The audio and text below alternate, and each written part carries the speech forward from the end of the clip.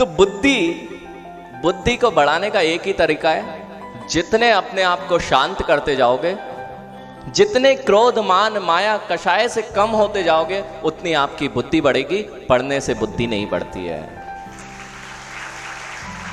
किसी दिन ये आपने प्रैक्टिकल किया होगा, आप अपनी माँ से लड़ लिए हो और उस दिन एग्जाम देने जाना, फिर जो आता है वह भी भूल जाते हो। बीच में एक पॉइंट कह देता हूँ, बहुत सारे लोगों के एग्जाम्स चल रहे हैं और वे सब आ रहे हैं मेरे पास में कि महाराज जी आशीर्वाद दो। सबसे पहले आपको एग्जाम्स में यदि क्रैक करना है तो लास्ट मोमेंट की स्टडी पढ़ना बंद करना पड़ेगा।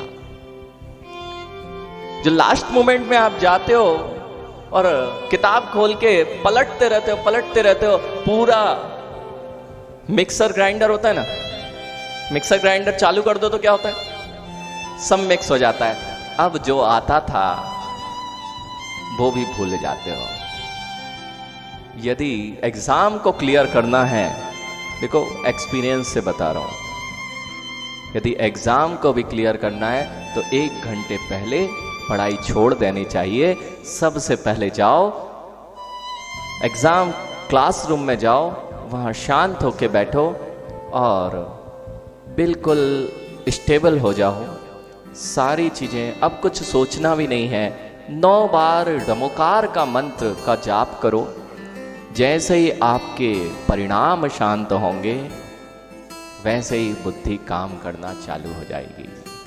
अब आप ये तक बता दोगे कि ये मैंने क्वेश्चन कौन से पेज पर पढ़ा था, कौन सी लाइन में लिखा हुआ है और इसका आंसर क्या है। कई लोग हड़बड़ में प्रश्न पढ़ते नहीं हैं, उत्तर लिख आते हैं, या आधे तो प्रश्न ही पढ़ना भूल जाते हैं और घर में आके कहते हैं हमें तो ये पूरा आता था। क्या कहते हैं, ये तो हमारे को बिल्कुल आता, अभी करा के देख लो। एग्जाम का प्रेशर, जिसे कहते हैं एग्जाम का प्रेशर जब होता है तो बुद्धि चलना बंद हो जाती है, क्योंकि आपने इसको ठंडा रखना सीखा ही नहीं है। भागते रहो। जितना आप शांत होते जाओगे, इसलिए तो जब आप सुबह 9 बजे 10 बजे उठते हो, आजकल कितने बजे उठते हो?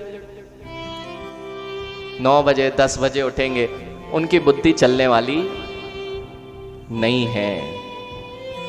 क्योंकि आपने जो देखो आज ओमकार का उच्चारण किया था, बहुत सारी नसें खुल गई होंगी जो बंद थी ना, जिनमें संचार ही नहीं हो रहा है। जोर से मंत्रों का उच्चारण, पूजा मंत्रों का उच्चारण यदि करते हो तो ये फ्रीक्वेंसी डिपेंडेंट थ्योरी है।